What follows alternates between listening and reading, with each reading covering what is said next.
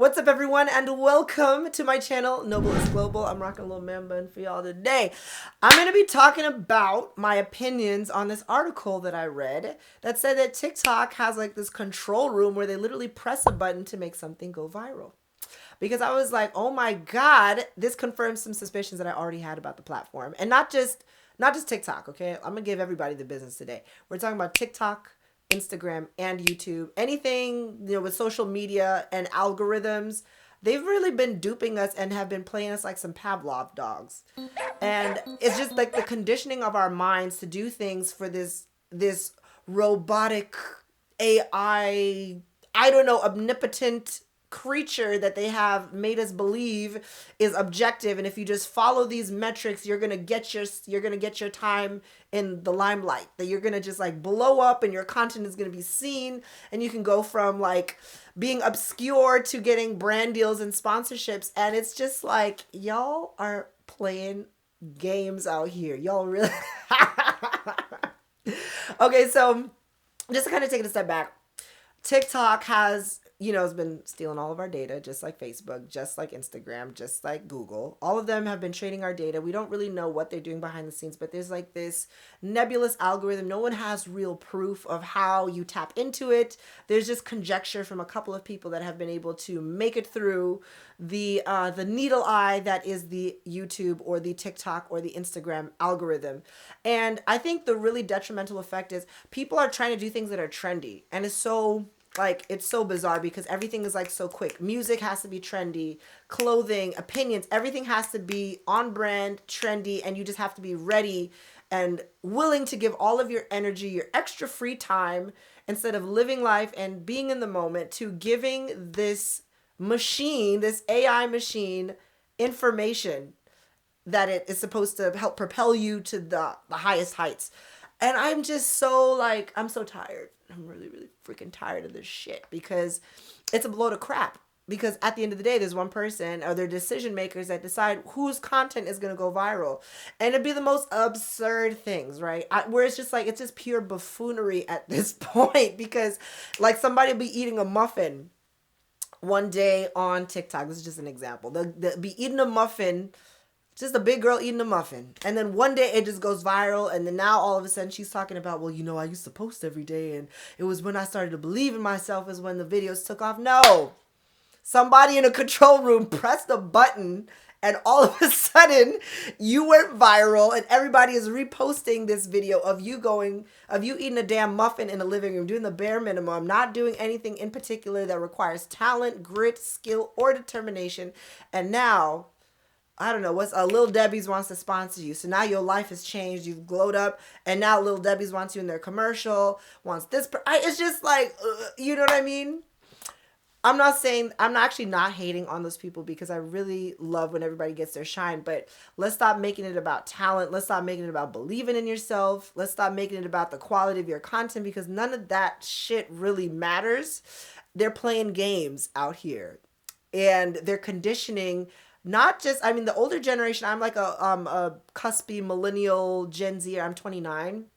I was born in 1994. So when you see this stuff, I grew up when social media was just kind of coming out. So I've seen what Instagram was like before it came out.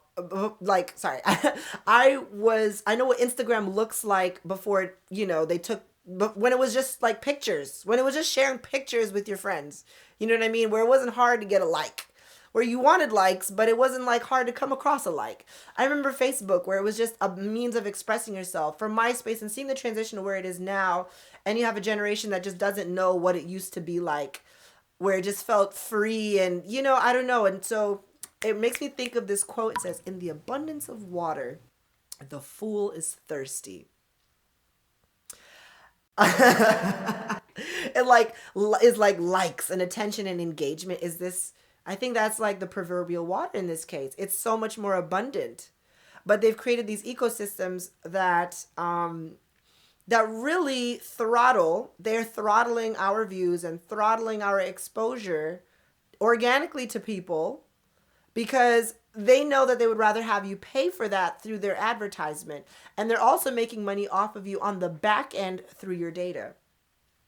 So whoever is watching this video is not because you're not talented enough. It's not because you are, your videos aren't the quality that it needs to be. And it may not even be because you're not consistent enough. Consistency, I think in general is really great, but I think they're also pandering to our ideas of meritocracy, that if you're just consistent and if you are, I don't know, tenacious, that somehow you're going to like push through the algorithm and you're going to be seen. And it's like, yes, oh my gosh, this is like my time to shine. That's just not how it works, boo. Okay. It's not your fault. They're playing games out here. They literally just laid off tens of thousands of people in Silicon Valley that have contributed to what this algorithm is today. And some of the top experts in this field have been telling us for years to stay off of social media because what? They're trying to mess with your neurons and are really trying to reprogram you about what is popping and what is not. The last thing I'm going to say on this is I remember growing up when people didn't want to be trendy, where it was cool to set the standard and not to be the standard, where you wanted to be the trendsetter and not the person that was following what everybody else did.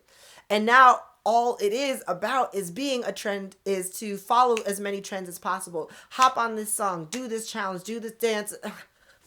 You're like, it's just like, it's the highest form of buffoonery. And I'm so happy to see like people really being creative.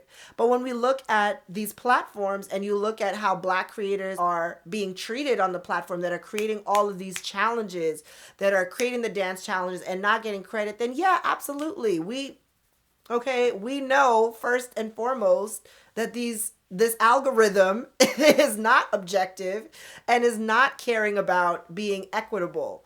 So this is another, another whole other conversation that we can have about just like the lack of equity that we can expect from AI as well, because people are programming their biases into this quote unquote algorithm. I even know some folks that have been in the Black Creator Fund for YouTube and have actually seen their viewership has gone down. So I know these are a lot of opinions. I'm very passionate about this.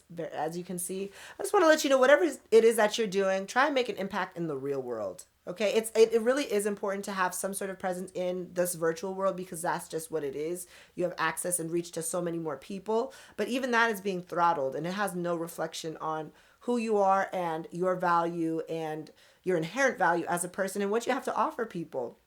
So always keep that in the back of your mind. Make content and have fun with it, but just know there's probably some engineer who don't know his ass from his elbow about talent or grit or whatever the case may be, is pushing a button somewhere in the TikTok control room, in the Google control room, in the Instagram control room to make somebody's shit go viral. And yeah, I don't know. It's just a big farce in my opinion. What do you all think? I'm actually really curious. Like, please comment below and tell me what you all think about this article, because I think this is a game changer. And I think it should really, if you've been somebody that's like, oh my gosh, I got kids and I got to do this. And, now I want to make a YouTube channel, and you just feel overwhelmed with making content and pumping shit out on a regular basis so that YouTube or TikTok could put ads behind whatever it is that you're doing, or so that someone else can steal your idea and then go on TikTok, recreate it, and then make millions off of it. How does that make you feel? What does it mean for content in general? Like, honestly, I think this is a very mind-blowing article, but I just want to know what you all think about it. Let me know in the comments below. And if you haven't already, please hit the subscribe button, give this video a like, and I will see you all next time. Take care.